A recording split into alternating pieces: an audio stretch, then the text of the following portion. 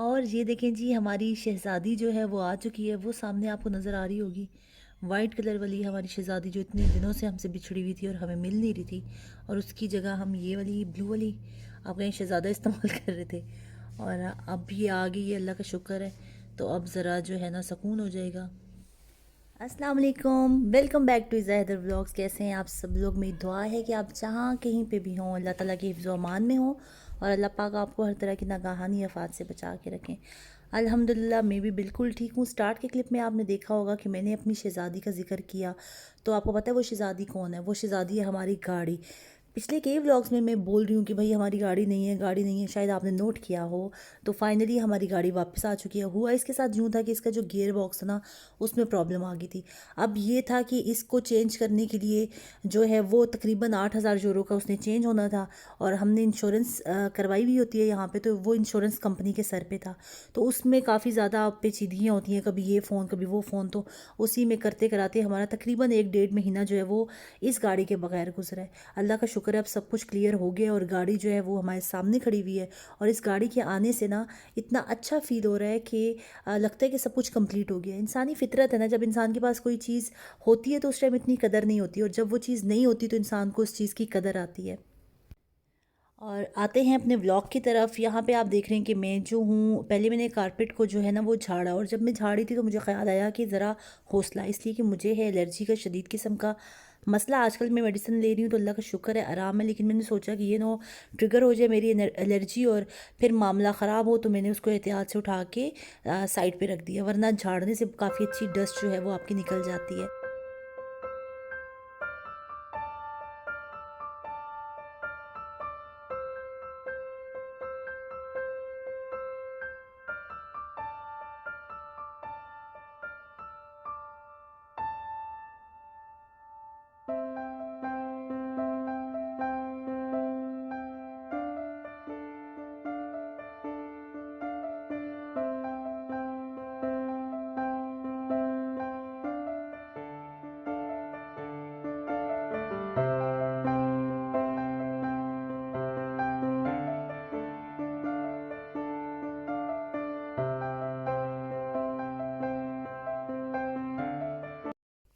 और जहाँ के हालात आपको नज़र आ चुके होंगे, ये वो वाला सोफ़ा है जिस पे बैठ के मेरे बच्चे जो हैं, मोस्टली यही वाला आप कहें सोफ़ा यूज़ होता है, और उस पे बैठ के मेरे बच्चे टीवी देखते हैं।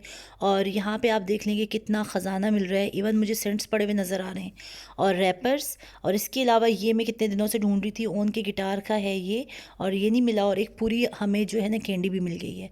और ये हालात है यहाँ पे, कुछ हरमेन की पोनियाँ। और ये देखें गंद, कितना कचरा जो है वो आपका इकट्ठा हो जाता है। ये वीक का है, ठीक है। अगले वीक जब मैं फिर करूँगी, फिर मैं आपको दिखाऊंगी कि देखें एक वीक में हम कितना गंद जो है वो जमा करने में कामयाब होते हैं। तो खैर, अब इसको मैं करूँगी साफ़। पहले तो मैं इसको झाड़ूंगी, इस वैक्यूम से इसको साफ़ करूँगी, फिर हल्का सा गीला कपड़ा लेके ना इसको साफ़ करके इसको मैं रख दूँगी धूप में। आज सनी डे है तो मैंने सोचा कि फ़ायदा उठाया जाए, चीज़ों को अच्छे तरीके से साफ़ किया जाए ताकि वो ड्राई भी हो जाए। अच्छा, आप ना ऐसा करें कि अपने कानों से मेरी बातें सुनें और अपनी आंखों से मेरा जो है व्लॉग देखें, इसलिए कि दोनों डिफरेंट होने वाले हैं। मैच नहीं करेंगी मेरी बातें इनके साथ, लेकिन मैं आपको आपसे बात करती हूँ। वो बात ये है कि जब से हम इस घर में आए ना, तो ऐसा है कि अभी ठंड है, ठीक है, बहुत अच्छी खासी ठंड है। और हमारा जो है ना यहाँ पे गैस और इलेक्ट्रिसिटी जो है वो बहुत महंगी है। ये सब हमारे यूरोपियन को पता होगा।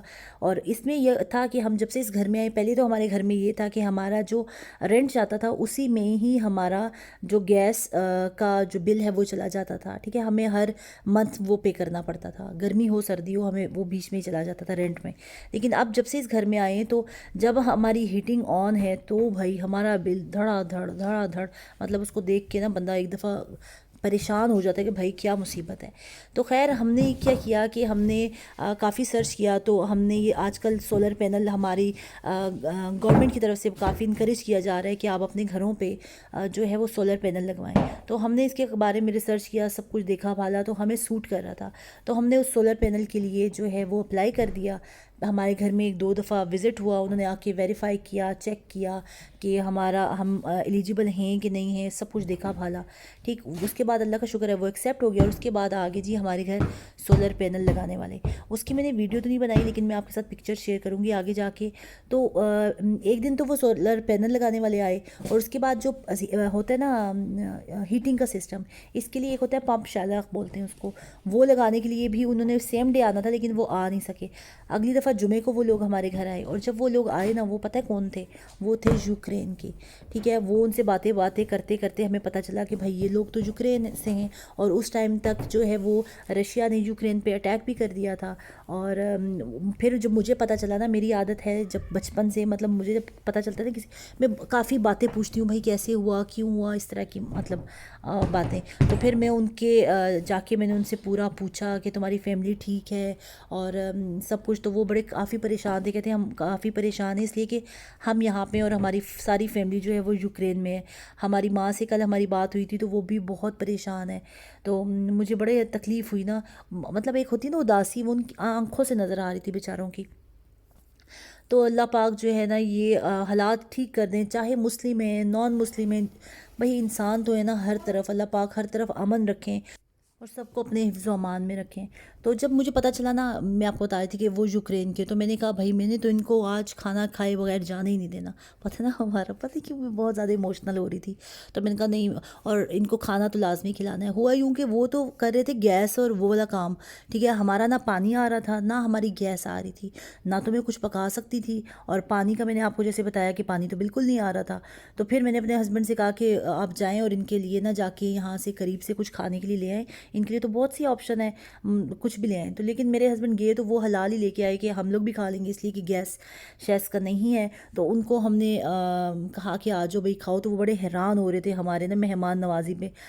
अमूमन जहाँ पे ऐसा होता नहीं है कि आपके घर कोई काम करने वाला आए तो आप उसको खाना शाना दें, या इवन तो चाय कॉफ़ी भी मेरा नहीं ख्याल कि कोई पूछता है।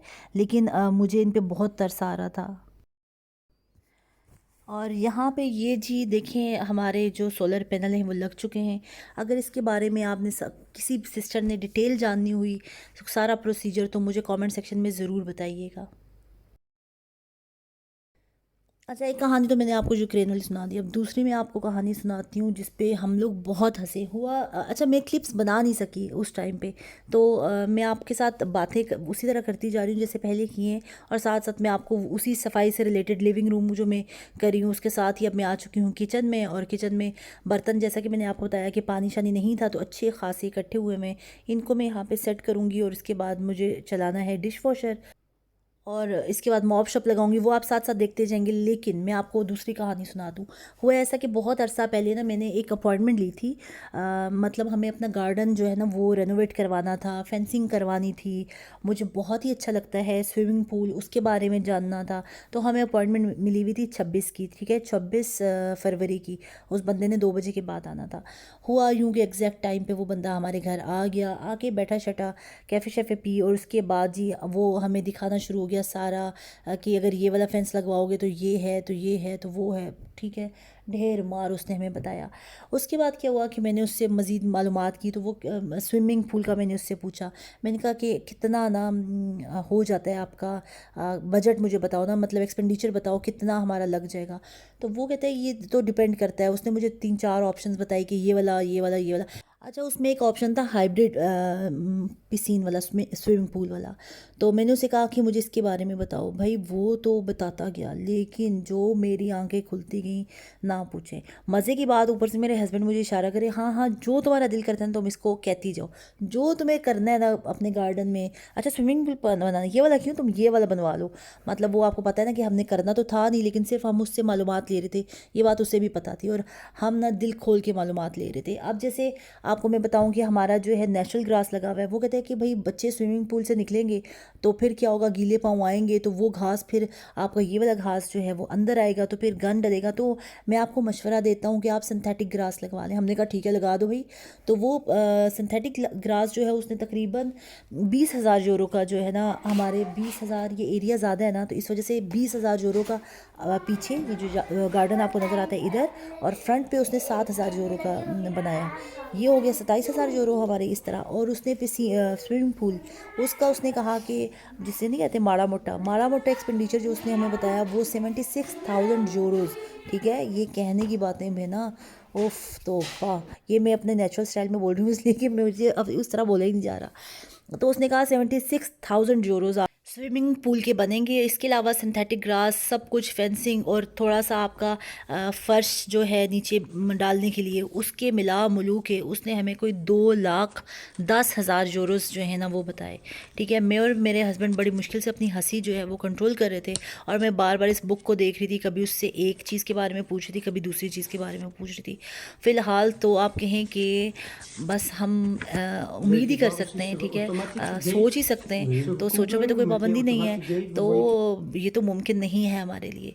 तो खैर अल्लाह करे कभी इतना हो कि हम जो है स्विमिंग पूल वो बनवा सकें, इसलिए कि मुझे बहुत पसंद है। तो खैर मैं उम्मीद करती हूँ कि अल्लाह ताला जो है आपकी तमाम जायज़ हाजात पूरी फरमाएँ। अल्लाह ताला आपको कभी किसी का मोहताज ना करें। ठीक है, ये सबसे ज़रूरी बात है। और आपको हमेशा खुश रखें, थोड़ा हो लेकिन खुश हों। ठीक है, ज़्यादा होने से इंसान खुश नहीं होता। जो हो जितना हो उस पर अल्लाह ताला आपको खुश रखें। और इन्हीं दुआओं के साथ मैं आपसे इजाज़त चाहूँगी। अपनी दुआओं में आपने मुझे भी याद रखना है, मेरी फैमिली को, और स्पेशली आपने मेरे अब्बू की मग़फ़िरत के लिए बहुत सारी दुआ करनी है। व्लॉग अच्छा लगा है तो लाइक कर दीजिएगा, चैनल पर नए हैं तो सब्सक्राइब भी कर दीजिएगा। अगर फुल व्लॉग देखा है तो ज़रूर बताइएगा। अगले व्लॉग में मिलेंगे। अल्लाह हाफिज़।